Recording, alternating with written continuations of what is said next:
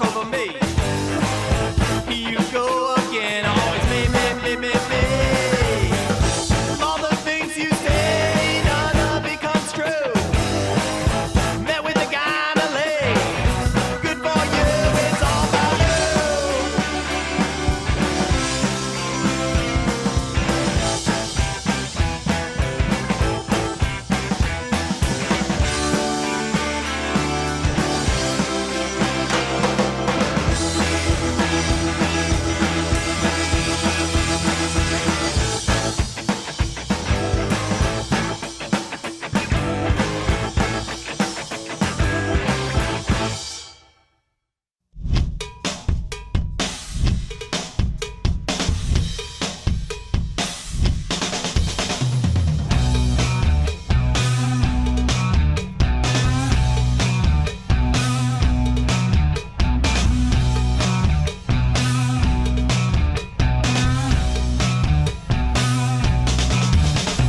Life is an illusion, can't you see that love is everywhere? Step into the confusion, can't you hear the sound that's in the air? It's rock and roll. It's rock and roll. It's rock and roll. It's rock and roll. It's rock and roll. It's rock and roll.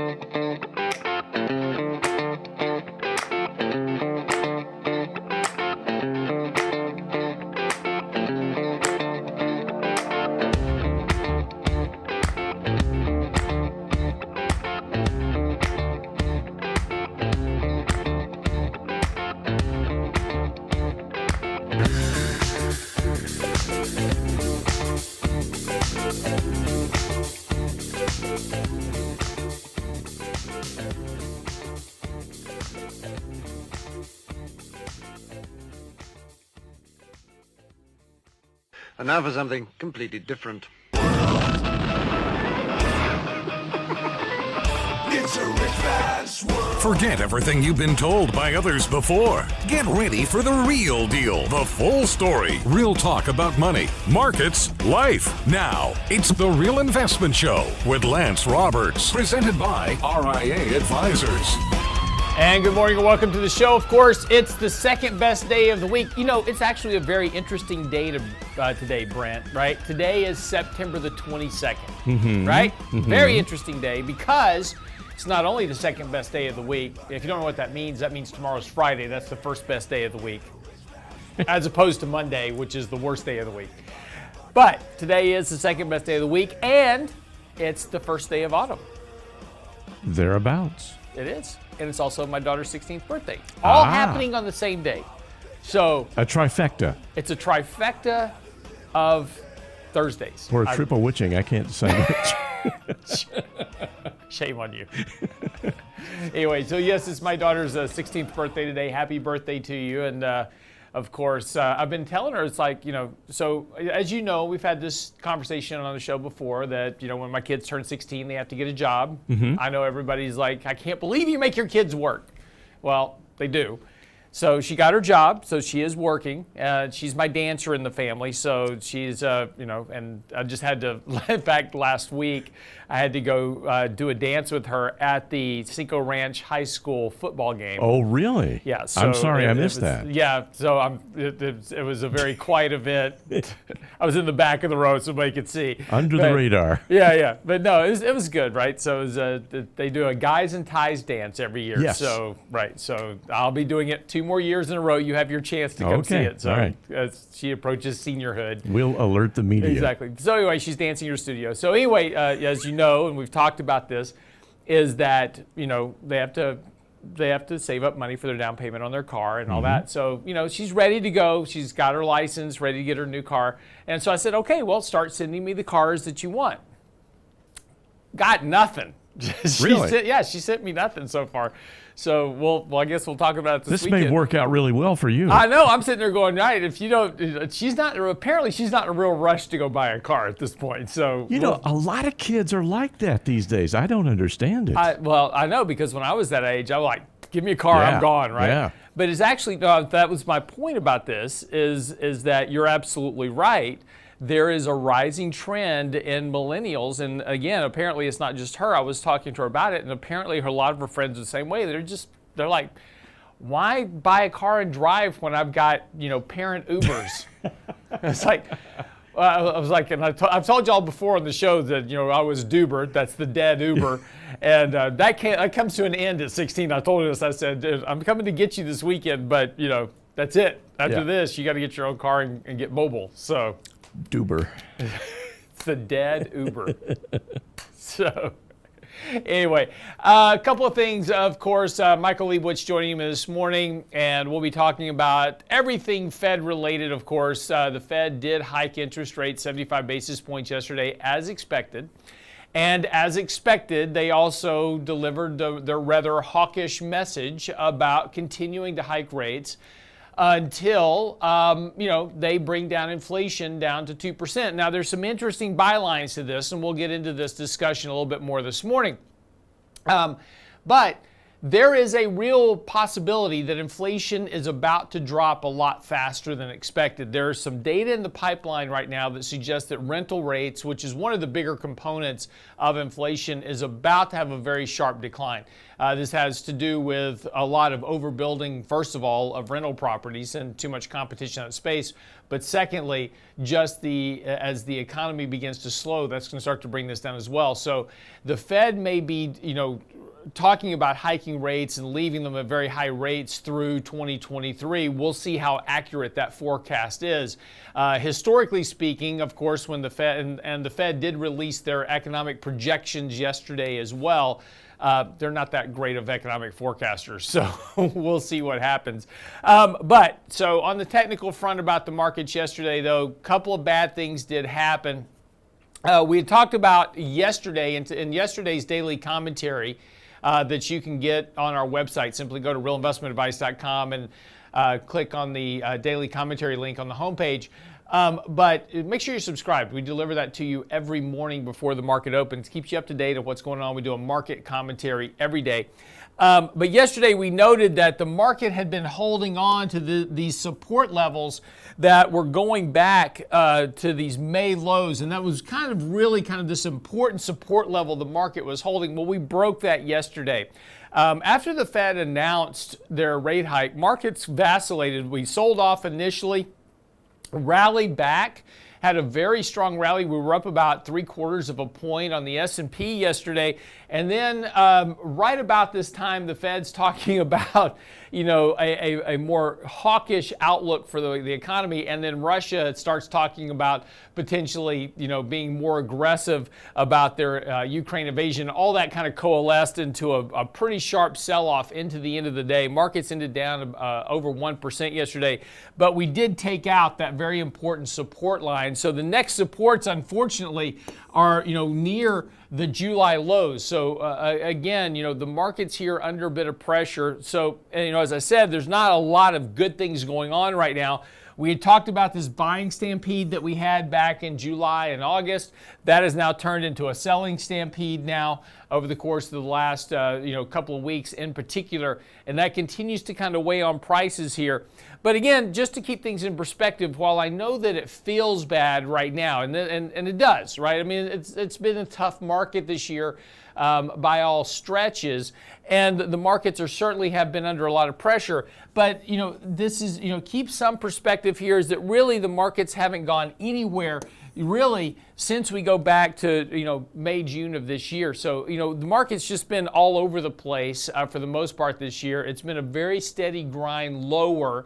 That's weighed on a lot of sentiment. Sentiment's very negative here, and as we've talked about before, there is some potential here that we're kind of wringing out a lot of the selling in the markets, and the markets are holding up pretty well because of the passive indexing effect, and that's keeping markets more elevated than probably they should be, because there's a lot of stocks that are down 50, 60, 70%. for the year. They're under a lot of pressure.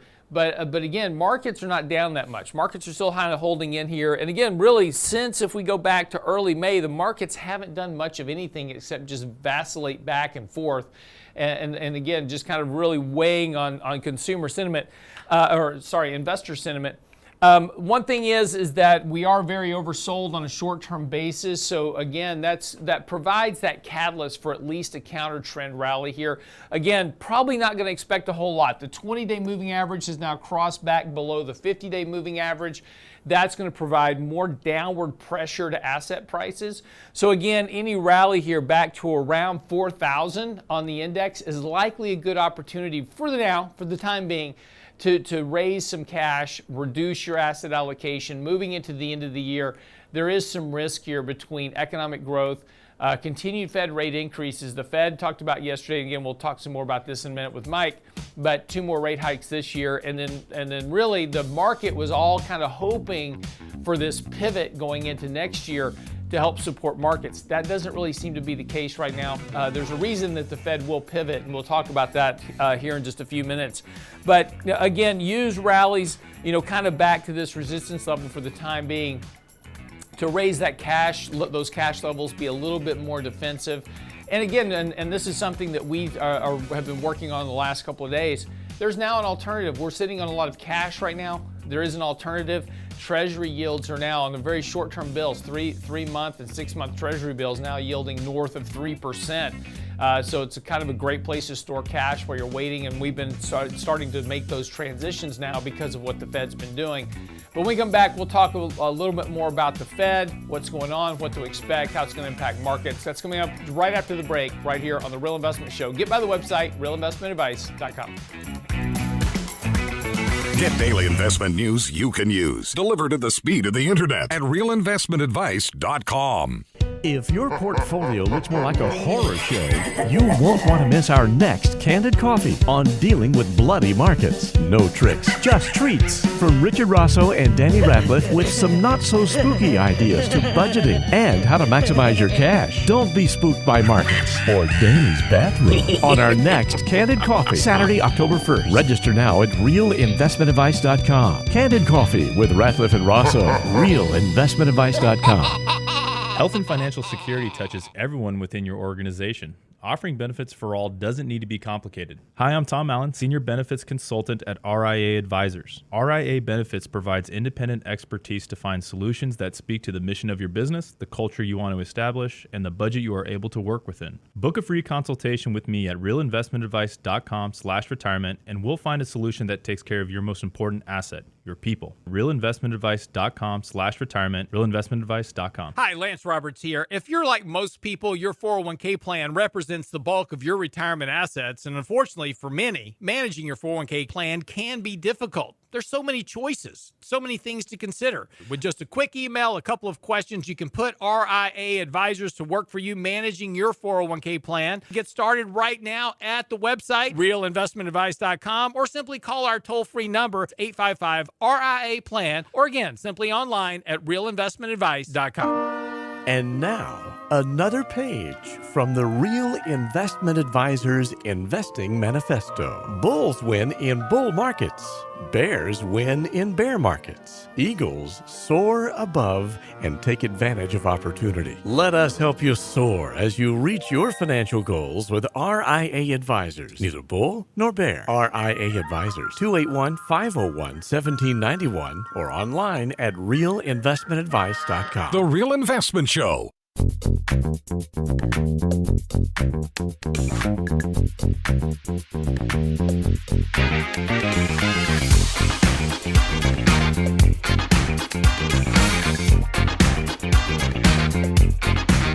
And welcome back to the show this morning. It is, of course, 6:17 as we kind of get this day underway. We'll get that out right here in a second. It's going to be one of those days. It's one of those days. Yeah, it's one of those mornings where I woke up at 2 o'clock and my brain started working. I couldn't go back to sleep. Yep. Yeah.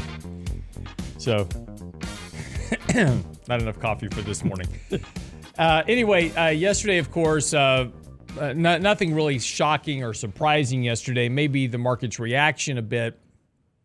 because of, following the Fed's announcement, but that kind of maybe has a lot to do with stuff other than the Fed announcement yesterday. But as expected, Jerome Powell did hike interest rates yesterday by 75 basis points, widely expected. The dot plots, which are the kind of the consensus views of the FOMC participants, shows that there's probably going to be 2 more rate hikes going through the end of this year. There's 2 more meetings, so that's probably another 50 basis points at each rate hike. And then we'll get into 2023. Now, one of the expectations that was, widely expected by most of Wall Street, and this is the thing that kind of disappointed the markets yesterday. The vast majority of Wall Street was expecting that the Fed would hike rates into early 2023 and then immediately start cutting them. Now, that's their expectation. And the Fed and their dot plot, what that suggests is that the Fed is going to hike rates to 4.5%, and then stay there through 2023 into 2024. Now, that's the Fed's intentions. The reality is going to be quite different depending on what happens economically. And of course, higher interest rates. Why do we hike interest rates? That's to slow inflation. How do we slow inflation? That's to slow economic growth. And the Fed's assumptions is that they can hike interest rates to 4.5% in the most debt-laden economy in the world, and that we will simply just survive that without having any type of economic recession or a economic credit-related event, anything, right? So I can hike rates with basically no consequence is the Fed's view, and that's why they can sit there and go, we'll leave it at 4.5% until 2023. Wall Street will likely be correct that the Fed will be reversing course next year on rate hikes, but it won't be simply just because they got to that level and then started reversing rates. It will require a more important level of financial instability, as we've talked about before here on the show, and that will cause the Fed to reverse back to cutting rates and going back to QE. But let's get into some of the kind of the commentary from Jerome Powell yesterday, what he said, what he didn't say, what it means for the markets. Let's go to our Fed resident expert, Michael Leibowitz. Mike, welcome to the show this morning. How are you? I'm doing great. Thank you. So, what was your takeaway initially from the meeting yesterday? Anything surprise you? No. They said, and when I say they, I meant the statement that they put out, and then in Jerome Powell's press conference, they pretty much mimicked what Jerome Powell said at Jackson Hole and what other Fed members have been saying for the last few weeks, that the Fed will bring rates up to 4.25%, 4.5%, and leave them there for the year. Jerome Powell made that very clear a few weeks ago at Jackson Hole. So it's a little kind of strange that the market didn't believe him. But, and this is where things start to get a little constructive. The market is now aligned with the Fed. Over the last few weeks, what we saw was a Fed telling you that they're going to be 4.25%, 4.5%, and then flat for the year. So when you get to November, December, we're still going to be 4.25%, 4.5%. And the Fed's dot plot and what the Fed is telling us still says the same thing. But now the Fed funds futures market, and that's a way we can apply what the market is thinking, is more or less on that same page. They think the Fed funds futures, not they, but what's implied in the prices, are calling for December 2023 Fed funds of 4.3%. So for the first time in really a long time, I feel like the market is aligned with the Fed. Now, is that good for stocks or bonds? That's a whole different question. And Lance, you kind of alluded to this a little bit. The problem for stocks is that, yes, maybe we've taken the Fed surprise out of the market, and that may give us some stability, may take away some of the volatility unless the Fed does change. But now we're starting to get to the point where those rate hikes from 6 months ago, from 9 months ago, when they first started, are going to really start to be felt in the economy. This is where economic growth is going to start getting punished because of what the Fed has been doing. This is where QT is really going to start having an effect as they pull out $95 billion of liquidity a month. And you talked about what will get the Fed to change. There's a few things. One is that inflation drops all the way to 2% by March, April. That's extremely unlikely. The other one is what's called financial instability. So does a U.S. bank run into problems? Do hedge funds, like in 2019, run into problems? Is there a foreign country or foreign countries that are having financial stability problems? Does the dollar get too out of control? These are the things that could potentially get the Fed to, first of all, change tone, and second of all, start reversing what they're doing as far as interest rates and QT. But, so that's why I say it's constructive, but it's not constructive enough to jump in with both hands and start buying everything. It's constructive in that the market is on the same page with the Fed, but it's not constructive as far as what is going to happen to the economy, what's going to happen with liquidity, and how that affects corporate earnings. Yeah, and I think that last part's the most important, which is, corporate margins are still at near record levels. Those have got to come down a good bit here to align with what's going to be going on in the economy. Same thing with, earnings, just general overall earnings. Earnings have been coming down, but they still remain very elevated relative to long-term growth trends economically. And if the economy is slowing down, since earnings come from economic growth, those are going to slow down as well. So, the market's still, a little bit probably over exuberant as to where economic growth is going to be, particularly as you said, and correctly noted that the Fed is still hiking rates and doing QT. So they're extracting this liquidity from the market. Stocks haven't really priced that in yet.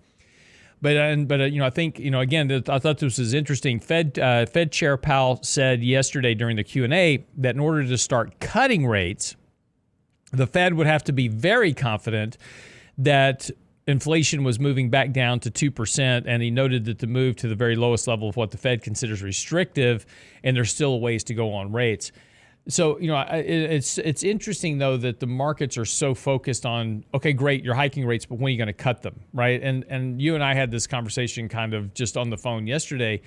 The problem with that view is from the market standpoint, a lot of investors are, are still very optimistic about, rate cuts coming, and, allocations to equities have not fallen very much. They've come down a bit, but they're still very elevated relative to, potentially being in a bear market. It's interesting that, the idea is as soon as the Fed starts cutting rates, I'm going to buy stocks, but that's not really the way it works. When the Fed's going to be cutting rates, and when they start reducing the Fed funds rate, and when they start, going away from QT, is because they're going to be trying to either bail out a recession or solve some type of financial instability within the markets. And stocks are certainly not going to like that. We go back to 2008 as a good example. There's a very interesting analog right now between the markets this year and 2008. And we are just approaching that point in the markets, just kind of pre-Lehman. In terms of that analog. Now, look, I don't like analogs because there's so many differences between now and 2008. You can't say they're going to be the same thing, and those analogs can break away at any time. But what's important to understand is that in the bear market of 2008, it was a fairly contained bear market, kind of like we have this year, right? It's not been, highly volatile. It's not been, it's basically sucked, but there's not been any huge crash in the markets yet, right? In 2008, what really triggered everything was the forced bankruptcy of Lehman, and that caused this financial instability within markets because all the counterparty trading just literally stopped. Nobody would trade with anybody between the banks, and it just froze the credit system. And that's what really generated the bulk of the sell-off in the market in 2008.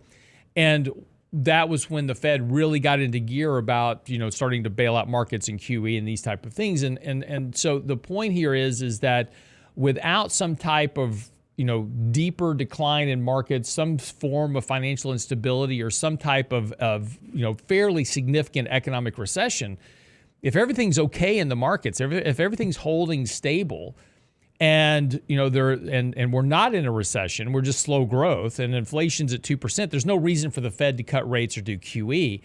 So, if the Fed is doing these things, that's not going to be the time to buy stocks either. It's going to be, when rates actually start approaching back towards zero again, that'll be your point to start buying stocks. Right. I think really what's happening is the headwind will continually increase for the market as those rate hikes from months ago start to hamper the economy, as the liquidity being pulled from the market starts to weigh on the markets, as the interest rates, not just the Fed hikes, but interest rates over, mortgage rates going up to 6%, that all takes time to have effect. And the headwinds are going to grow stronger, but the Fed shock, at least that volatility, may have been moved out of the market. So it doesn't mean we can't go a lot lower or a little lower, but hopefully it can do it in a less volatile manner. And by pricing in the Fed, that's at least a first step that we're getting there. Yeah. And this, I said this wasn't constructive for equities necessarily because of the headwinds, but it is very constructive for bonds and possibly to stem the appreciating dollar. Yep. We'll talk about that when we come back from the break with Michael Leibowitz. Don't go away.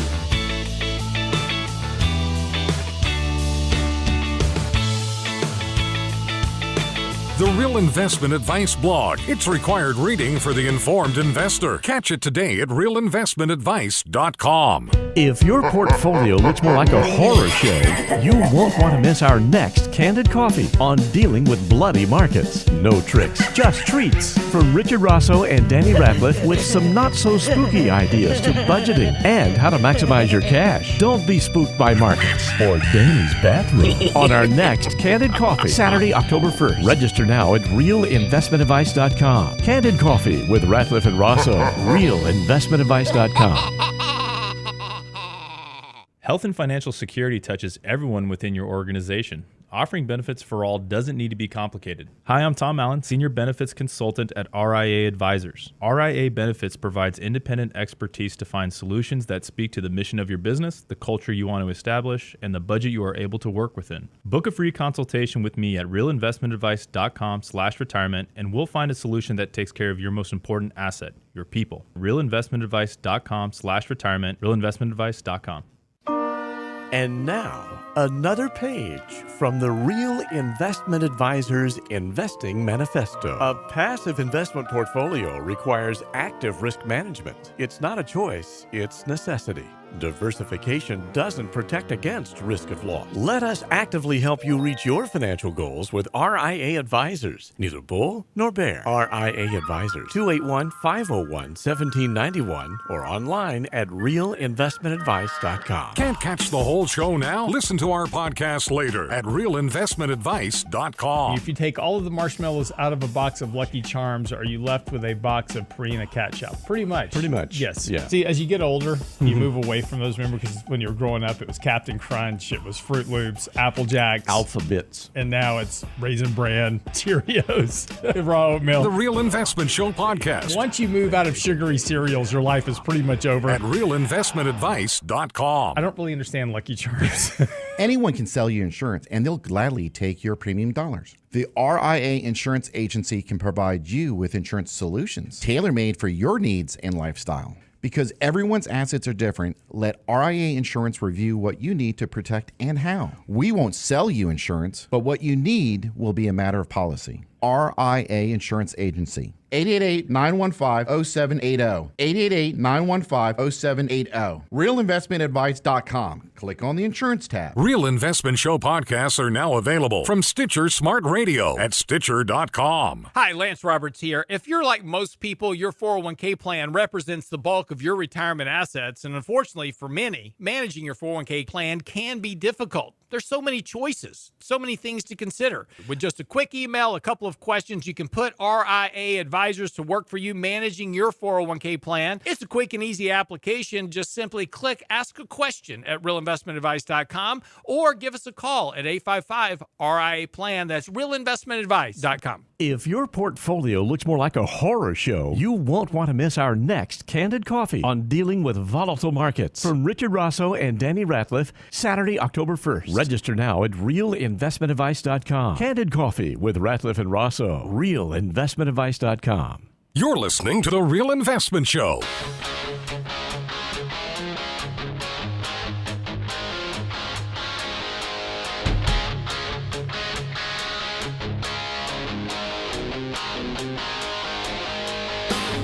And at 6:33, as we get back to the show, it's realinvestmentadvice.com is the website where you're there. Send your questions, comments, emails, get our latest blog post. Michael's article is out yesterday. It's on the website now, realinvestmentadvice.com. So just for the break, talking a little bit about Fed rate hikes, and the market's now kind of catching up with where the Fed is poised to hike rates into next year. And one of the interesting things about that is that while stocks are not expected to perform better in this type of environment, there's certainly some other assets that may. And again, there's always a potential to make some money somewhere. And as Mike was alluding to just for the break, there might be a couple of interesting ideas coming up. Mike, this has a potential here to start providing some support for some other asset classes, particularly as the TINA trade, which is, for the last, few years in particular, particularly in 2020, 2021, there is no alternative to stocks, was kind of the mainstream mantra, right? I couldn't put money into bonds because, interest rates were near zero. I wasn't getting paid for the risk to take, risk in junk bonds. But now that all of a sudden, TINA, there's actually a TINA, right? There is an alternative, and there is an alternative to stocks, which is now in bonds. Right, and maybe we're going to get a FOMO and a YOLO regarding buying bonds. Who knows? Things could get pretty crazy, Lance. We talked about the headwinds and why that's a potential problem for stocks, for earnings in particular, and then ultimately stock prices. And then you got financial instability, which is never good for stock prices. Both of those are very good for bonds, for bond prices. They push yields lower. Now, what's important to understand is that bond yields are traditionally a function of economic activity, inflation, and supply and demand. And inflation is still high. Economic activity has been flat to negative for 2 quarters, and the current quarter, according to the Atlanta Fed, will be flat again. So there's not really much economic growth. There are signs that inflation is coming down, and it has come down. The million-dollar question is how quick. And I think what the Fed's saying is we've done our part, or we'll have done our part by January. Here's what we're going to do. Now we're going to let's see how long it takes for inflation to come down. And that poses potential risks in January if it doesn't come down as quick. But it's becoming, we're getting into a very bond-friendly place here because you've taken some of the Fed volatility out of the market, and those headwinds are getting stronger and stronger. Now, Lance, it's important to differentiate between bonds.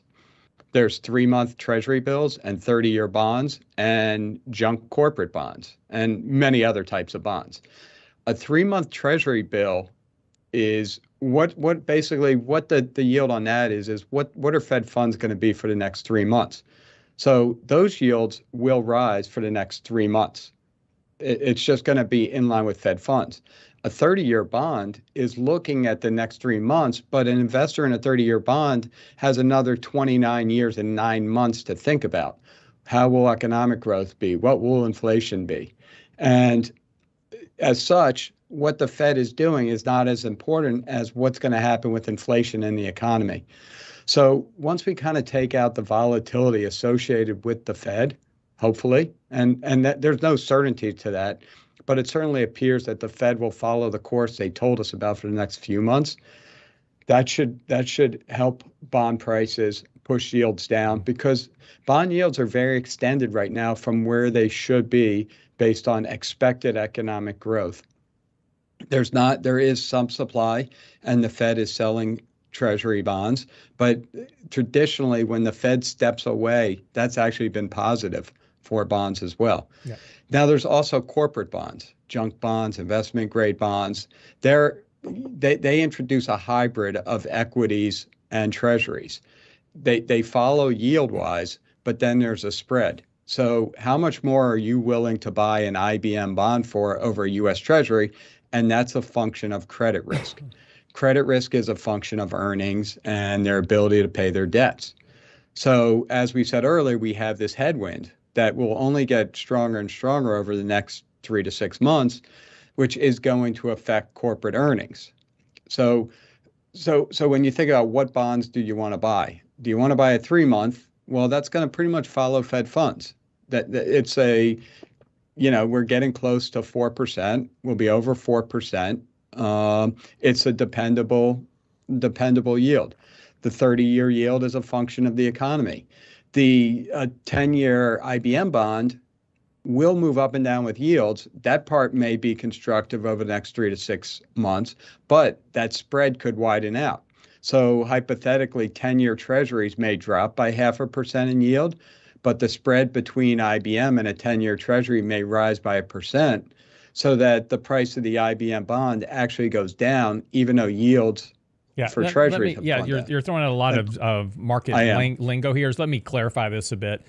So, corporations are pretty much tied to the economy. And so what Mike is saying is that if earnings are slowing down, that induces risk into debt holders of corporate bonds saying, well, IBM's earnings are slowing down. What if they can't make their interest payments? What if they default on their bonds? And this particularly accelerates if we get into a fairly deep economic recession, or more importantly, if there's some type of credit-related event in the market. People tend to throw out the baby with the bathwater. So now not only are stock prices getting sold off, they're dumping corporate bonds as well over fear of default, increased default rates, increase of potential bankruptcies, those type of things. And so what you'll see during an economic downturn is you'll see yields on 10-year treasuries falling because money's rotating out of risk, in this case being corporate bonds, into treasuries for safety, or out of equities into treasuries for safety. But you'll see yields on other assets rise. So what he's talking about when he's saying the yield spread between corporate bonds and treasuries, that means that, as an example, yes, 10-year treasuries are falling and you own an IBM corporate bond and you're seeing the price of your bond decline and that yield going up, and you're going, why is there this difference? The reason is because of what's happening in the economy and what the fears of the markets are. And again, market fears kind of get exacerbated, and people tend to dump assets during a recession and during a credit-related event. They just kind of sell everything without context. It's kind of the baby with the bathwater. We saw this back in 2008 in particular. But if you own corporate bonds of good quality companies, as an example, you own an Apple bond or a Microsoft bond, the price of that bond may come down. And assuming you've only got a 2, 3, or 4-year maturity on it, you haven't bought a 30-year bond, that price is going to recover pretty quickly as soon as the event crisis passes. Apple's going to still be in business. Microsoft's going to still be in business. What was that company that was issuing bonds to buy Bitcoin not too long ago, Mike? MicroStrategy. Yeah, MicroStrategies. That's a risk that they may default on their bond, right? So, it depends on the quality of the company that you own. It doesn't mean go out and sell all your corporate bonds. Just understand that bonds, what Mike's saying here, and this is important, is that if you're trying to hedge risk, you'll want to buy treasury bonds in this environment over corporates. That would be your choice. But if you've got a longer time duration, you're able to lock in fairly high rates on good quality corporate bonds right now that aren't going to last forever. So, there's kind of an opportunity to buy some assets a bit cheaper. That's a great point, and thanks for stressing that. IBM will, if you're buying a 2-year piece of IBM, that will mature in 2 years. That has a lot less risk than a MicroStrategy, than a junk-rated bond. Apple is money good. In other words, it will mature, it will pay off. Its yield will probably track that of treasuries. So there's a high degree of credit spread changing over the future. So, it's tough labeling corporate bonds as, one big basket. There's a massive differences in corporate bonds. And that's the point. The point is that there's all different types of bonds. So you can't just say buy bonds. just within the Treasury market, there's massive differences between a 3-month and a 30-year. There's huge differences between an Apple bond and a MicroStrategy bond. Then you got mortgage-backed securities, and you have a whole host of other types of bonds. And then you have foreign currencies too, Lance. So one of the things that's been dragging on bonds has been a very strong dollar.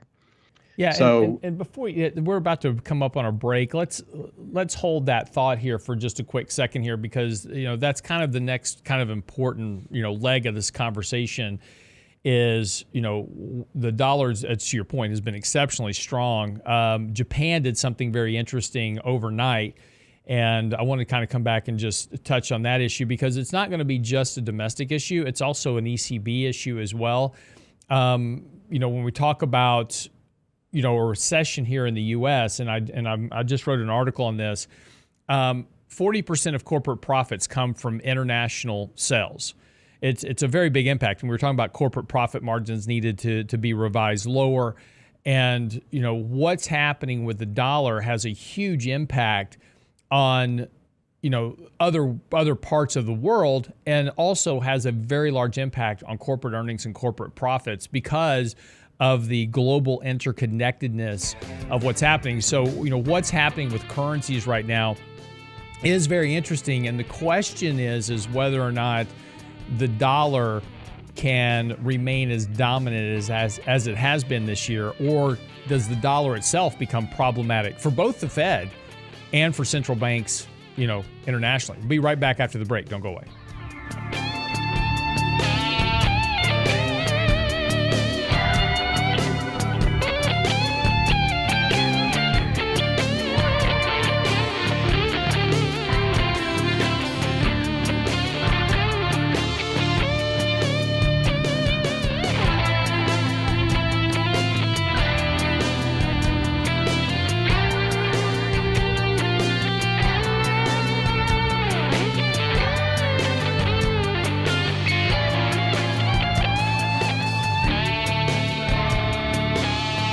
Get daily investment news you can use, delivered at the speed of the internet at realinvestmentadvice.com. If your portfolio looks more like a horror show, you won't want to miss our next Candid Coffee on dealing with bloody markets. No tricks, just treats. From Richard Rosso and Danny Ratliff with some not-so-spooky ideas to budgeting and how to maximize your cash. Don't be spooked by markets or Danny's bathroom on our next Candid Coffee, Saturday, October 1st. Register now at realinvestmentadvice.com. Candid Coffee with Ratliff and Rosso, realinvestmentadvice.com.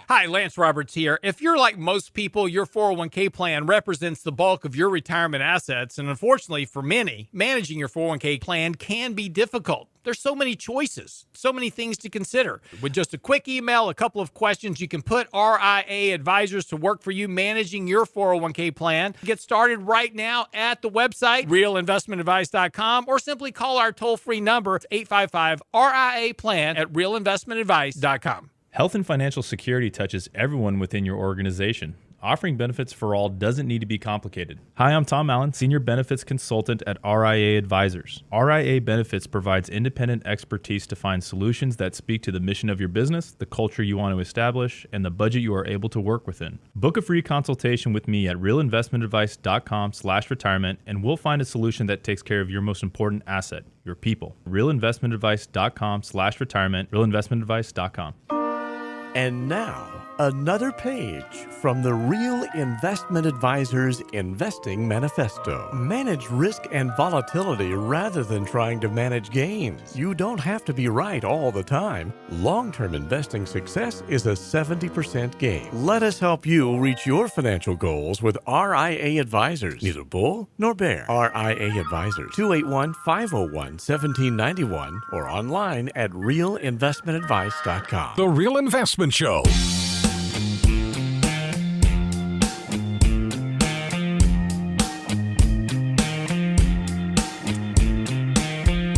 Futures this morning are kind of all over the place. They were positive, they went negative, now they're back positive again, and just market's trying to figure out what's going on.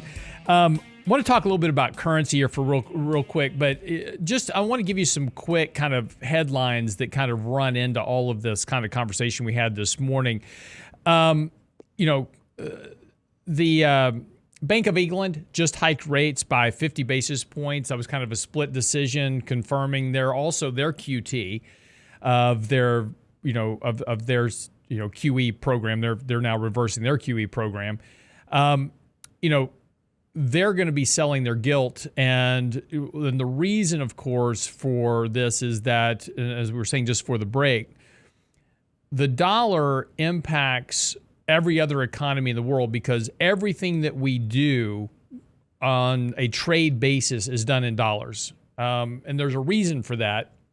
There's a reason the dollar is what we call the exchange, the reserve currency, right? It's where everybody stores their reserves. And it's not just because the U.S. economy is just really cool and we're the best people on the planet. That's not it at all. It's just that we have a much more stable currency, and there's some reasons behind that are unfortunately being deteriorated by today's politics. But one of those is called the rule of law. And in other words, if I'm doing a transaction, if Mike and I are doing a transaction together, Mike lives in England, and we're doing a transaction. He's selling me a product, and I'm going to pay him for it.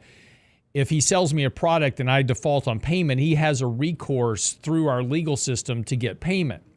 In other countries, China, Russia, Middle East, etc., those countries, there is no potential recourse. If the government decides at any day that, Mike, we just don't like Mike anymore, we're just going to take his assets, there's no recourse for Mike. And so this is why people store money in the U.S. dollar. And a lot of people have been predicting the demise of the U.S. reserve currency for years now. And that's fine, except what other currency are you going to use?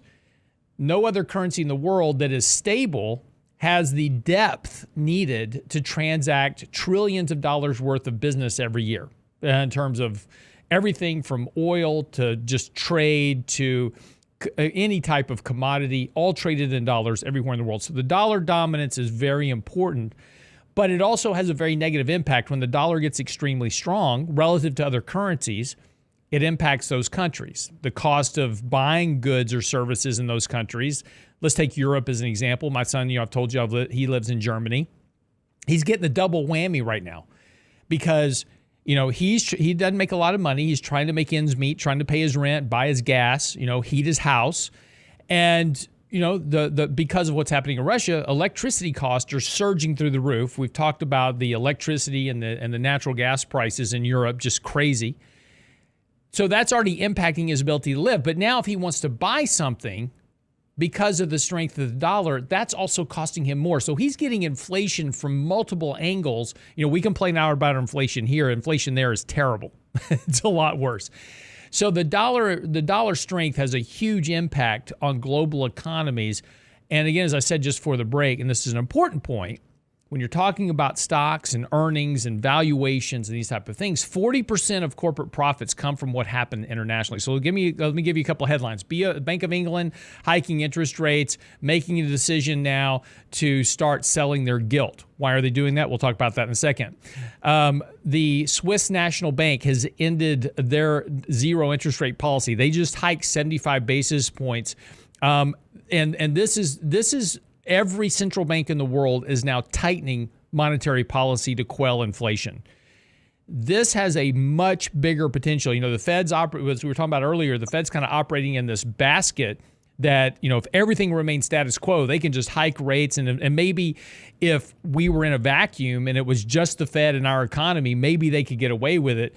But you've got a international conglomerate of countries all hiking rates and tightening policy at the same time.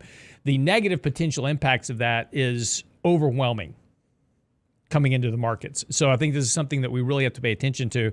But the big news overnight is that the Bank of Japan just intervened into their currency. Now, as I said, there's kind of a whole setup here. I'm going to turn it over to Mike.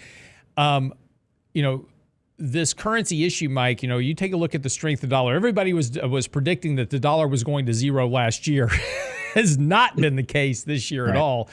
And now you've got the Bank of Japan, directly intervening into currencies. And this is something that you said last week was going to become more of a driver of markets of these other countries, like England selling their gilt, like Bank of Japan, and I'm sure we're going to see more of this from the Eurozone as well, and China intervening to strengthen their currencies relative to the dollar. Right. And I think what Japan did is they're just coming out publicly and telling you what they're doing. They were doing this, but with no effect. They were intervening in their currency. Most countries do. They do it publicly. They do it. Sometimes they don't do it publicly. But Japan basically upped their war against the strengthening dollar, against the weakening yen, by coming out publicly and saying they intervened. They will intervene. They said they'd intervene on weekends. So they're starting to draw a line in the sand. But Lance, when we talk about currencies and why the dollar is so strong, I think we need to just step back a few. And if you own a currency, you're subject to inflation. So if you have $100 and there's 5% inflation, your $100 is really worth $95 in a year. Because of inflation, your purchasing power has declined. So if you just landed from Mars and you have to take your Martian currency, your Martian craters, and convert them to another currency, one of the things you're going to ask is who's going to have the least amount of inflation? Where can I retain my purchasing power best? Now, there's other issues too. It's the rule of law, like you said, Lance. Mm-hmm. There's markets to invest in. There's all kinds of other issues, but one of them is inflation, and where will my purchasing power stay the most? Where can I maximize that? So if you think about what's happened this year, the Fed, starting very early in the year, said we have to fight inflation. So first of all, inflation's been raging worldwide, and it's at pretty similar rates. You know, a lot of countries are approaching double digits. Some are a little behind, some are a little ahead, but this is a global problem, inflation. So you look at what's happened over this year. The Fed has been very aggressive. They've just hiked rates 75 basis points for the third time in a row. That hasn't happened since 1980, so 40 plus years. At the same time, as we were talking about back in the spring and even summer, all the other central banks were just sitting on their hands. Mm-hmm. So if you're that Martian that just landed here, where are you gonna put your money? And if it was me, I'd put it with the central bank that's trying to fight inflation. And that's one reason the dollar has greatly appreciated versus just about every currency over the last 9 months, significantly. Real quick, too, just an important point here. You know, again, this goes back to, late last year and early this year. There were a lot of calls that, the dollar was going to zero and that, this was kind of the end of the dollar dominance and all this. And, of course, that's not been the case, as I said. What's important to remember when we talk about currencies, first of all, every currency in the world is a fiat currency. There is no asset-backed currency anywhere in the world, including Bitcoin. There's no asset behind those. Every asset that is considered a currency, whether it is or not, is based on full faith and credit of the person behind it to pay it and to make good on it. And this is kind of the same thing we're talking about with treasuries a minute ago. The government can make good on that, on those dollars. And so the dollar can't literally go to zero unless every other currency in the world goes to the moon, because we measure the dollar. When we talk about the strength of the dollar, it's not just the dollar going up and down in price all by itself. It's the dollar relative to something else, either a direct currency like the USD Japanese yen, or the US dollar versus the euro, or it's the US dollar versus a basket of currencies, and how the dollar is doing relative to that entire basket. So that's so important thing to remember is that, it's always about relativity. And to Mike's point, the reason that every country, and we've been manipulating, when Trump was in office, he was like, China's manipulating their currency. We've been manipulating our currency since 1913. And every country does it because we want to keep a relative stability between currencies so that we can have trade, right? If one currency gets too out of whack, as what's happening with the dollar now, it negatively impacts trade because other countries can't afford to buy our products. So sorry to intervene, Mike, go ahead. No, that's all right. And so what I was talking about sets up a very important change in the dynamics of all the central banks relative to each other. The Fed was very aggressive. They started QT. They raised rates aggressively, 75 basis points 3 times in a row. But they're starting to get closer to what they call the terminal rate, or the peak rate. And, a lot of people, including the Fed, think that that occurs very early next year. Now, at the same time, Lance just said it, the Bank of England raised rates 50, ECB raised rates 75 basis points a couple weeks ago. The Swiss raised rates, the Taiwan raised rates last night, Norway raised rates last night. In other words, the central banks are all catching up. So that relative inflation fighting prowess is starting to be not just the Fed anymore. The other banks are catching up, and it will help stem inflation in those countries as well, which should take away some of the advantage of the dollar. Now, I do think there's a lot of currency intervention going on. Japan's just the first one to come out publicly, but their inflation is a function of inflation, just the supply and demand of goods, as well as their currency. That's right. So, go ahead. No, we got to wrap up the show, but it's a great point. And again, this is something to pay very close attention to, and something that we'll be writing about more here in the very near future, because the dollar is so important, not only economically, but to the impacts that it's going to have on corporate earnings, profits, and ultimately the markets. So again, get by the website, realinvestmentadvice.com. Be sure and check out SimpleVisor, where we post a lot of our proprietary articles for subscribers there. You can try it out for free for 30 days. That's on the website now, realinvestmentadvice.com, simplevisor.com. It's all there for you. Have a great day. See you back here tomorrow. 3 minutes of markets and money coming right up. All the things I could do if I had a little money. It's a rich man's world. It's a rich man's world.